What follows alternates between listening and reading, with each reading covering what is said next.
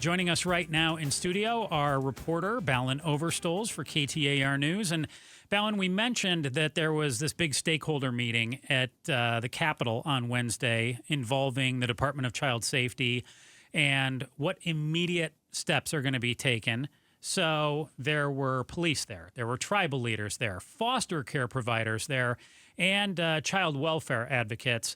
What were a couple of the biggest changes that are immediately going to come out as a result of this meeting? Yeah, thanks for having me, guys. Thank you for being here. The first thing that comes to mind, and I spoke of State Senator Karen Werner about this, and what she said was the biggest win out of this meeting is a commitment from several Arizona tribal nations to basically have better communication with DCS. So tribal nations have a bit of a separate system for when kids are maybe, a judge orders removal from a home. They don't necessarily go right into the DCS system. The tribe can have its own system. And when we look at why we're talking about this, that is, of course, partly because of the death of Emily Pike earlier this year. She had been placed in a group home in Mesa, which was licensed by DCS. But from what we understand, she was basically invisible to DCS. They didn't really have any records on her because she came from a tribal nation. So one of the big wins and changes that we're seeing happen now from this is that the nations say that they're going to have better communication with DCS, and they actually signed some MOUs on that too. The state senator What's said. an MOU? A memorandum of understanding. Okay. I didn't say it because I hate saying that first word. Memorandum. Yes. Okay. So Karen Werner joined Broomhead, who you talked with as well. Here's one of the things that she mentioned, one of the changes that's going to come out of this stakeholder meeting. Rebecca Baptiste is absolutely an example of where we can make effective change immediately related to the hotline tools. Rebecca Baptiste and Zariah Dodds, there was a moment in time where there was a decision to take them out of a foster home and go back to their parents. And there was a little bit of a difference between the two because Rebecca was being moved out, but there was a decision between putting her in a different foster home or with her father. And the decision was to put her with her father. Same with Zariah Dodds. She went with her parents. And we need to know who made that decision. Were they following the rule and statute? And if they were, then we need to look at what that was and how such a horrible decision was made based upon what was there. And if they broke the law, then they should be fired. And see, in that. So can you elaborate on that at all, Balin? Yeah, I touched on this with the state senator as well in our conversation. And so what she mentioned there is not changes that have happened yet. She's referring to the hotline when you call DCS, you report child abuse you may have witnessed or believe you've witnessed. So is that anybody who can call up, or is that if you're a mandatory reporter? For example, a teacher, somebody with the school, someone like that. When I spoke with Senator Werner, and I keep saying her name, if people don't realize, she's been sort of the lead, in quotes, on this in the sense that she's, organized a stakeholder meeting. She's really been vocal about this issue. So that's why we're talking about her a lot as well. And when I spoke with her, a lot of this about the hotline was very internal to DCS. She's saying that when calls come into DCS needs to have better tracking of repeated calls they may have gotten. Right. The Rebecca Baptiste case, what has been indicated is that, let's say it's the 8th call DCS has received on her, to that specific person receiving that call who has the ability to maybe initiate more investigation on this. They didn't have any prior knowledge on Rebecca Baptiste. So for all we know, that could have been their first time getting a call concerning her, when in reality, in the system, it was like the 8th. Yes. DCS as an agency maybe should have been tracking all of these. So that was the state senator's concern. That change isn't happening. A lot of what happens with the hotline, what's considered abuse, that's all determined by state law. So that's not something DCS can just change right now. That's where State Senator Werner wants to see continued more long-term change as well. Right. So talking with our reporter Balin Overstolz about this stakeholder meeting that took place involving the Department of Child Safety, you mentioned State Senator Karen Werner. She's a Republican. She chairs the Health and Human Services Committee. She organized this meeting, which included child welfare advocates, police, foster care providers, tribal leaders. I know Representative Blackman has also spoken out about this quite a bit lately as well. Was he in the meeting as well? Do you know? I believe he was in the meeting, and I did listen to him coming on of KTR's Outspoken yesterday. Okay. I wrote a little bit about that, and he is taking I would say, a pretty significantly different approach from State Senator Werner. She wants to commit to these meetings. She wants to get everybody at the table and come up with solutions together. She's given credit to DCS. She says they're committed to change, and I think she really believes that through the processes that exist, change can come. There's been a lot of change at DCS too. When we've spoken with people in the past, it's important to point out that they've had 5 different leaders in not that long of a time. It's not long over 5 years. And all in all, it's a relatively new agency, at least in terms of being switched from CPS to DCS. About a decade, about 10 years or so. Yes. And to get really quick back to Representative Blackman. His approach has been, I would say, a bit more aggressive. He wants to use his power as a legislator once the legislative session starts next year to actually subpoena people, bring them in and have them basically testify in front of a legislative subcommittee to see where issues may have been arising. So one more thing that Senator Werner touched on with Broomhead this morning. So far they have. They've been very cooperative and provided information immediately. They've had an open door policy. Myself and one of my staffers went and had a tour of the hotline room.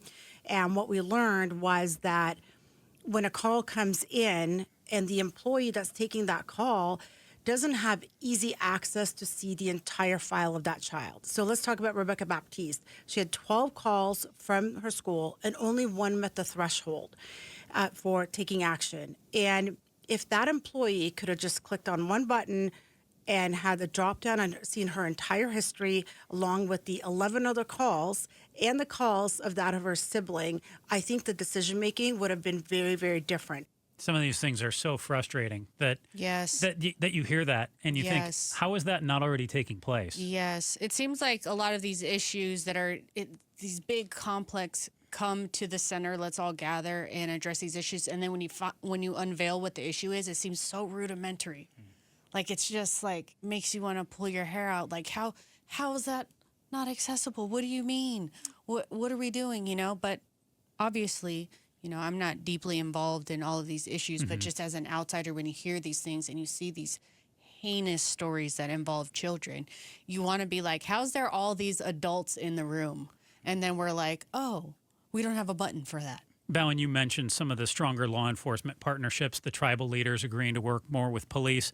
What Senator Werner's touching on there is, I think, the clearer notification rules. What I see here is drafting rule changes clarifying when and how group homes are required to notify DCS and law enforcement. That's if a youth runs from placement. Yeah. Now, that could have been involved in Emily Pike's situation. Yes.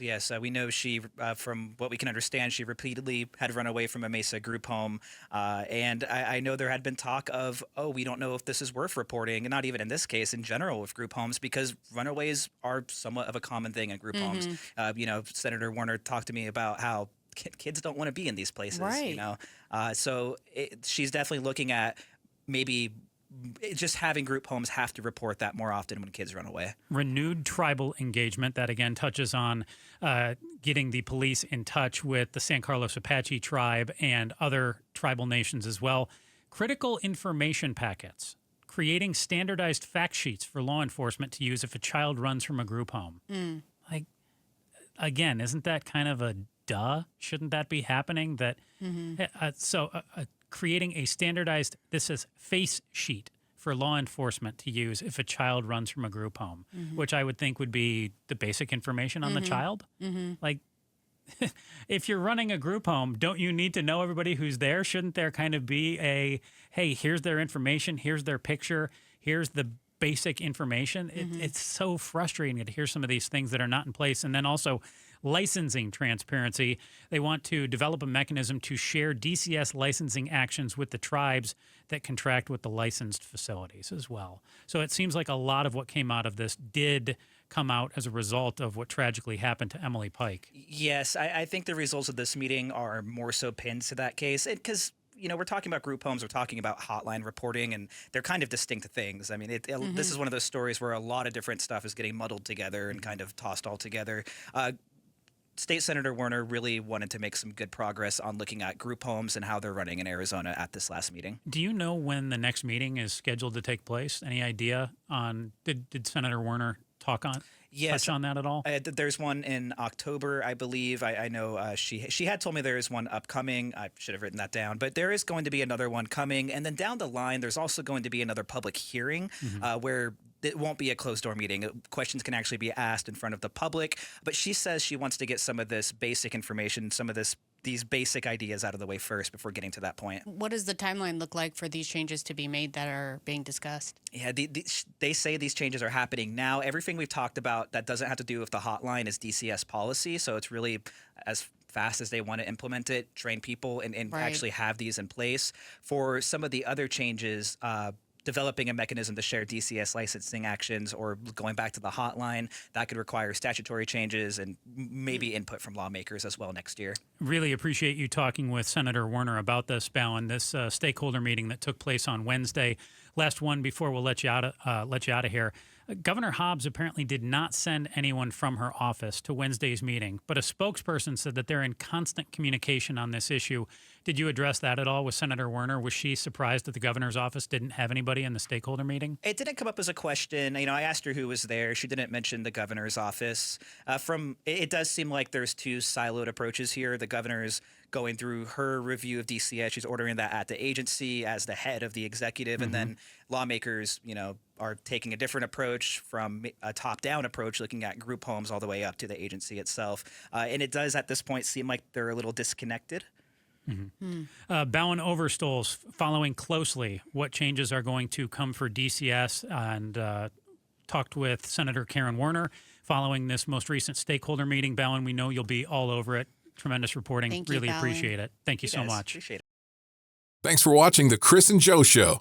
Click to see more from Chris and Joe and tap the button in the middle to subscribe to KTAR News.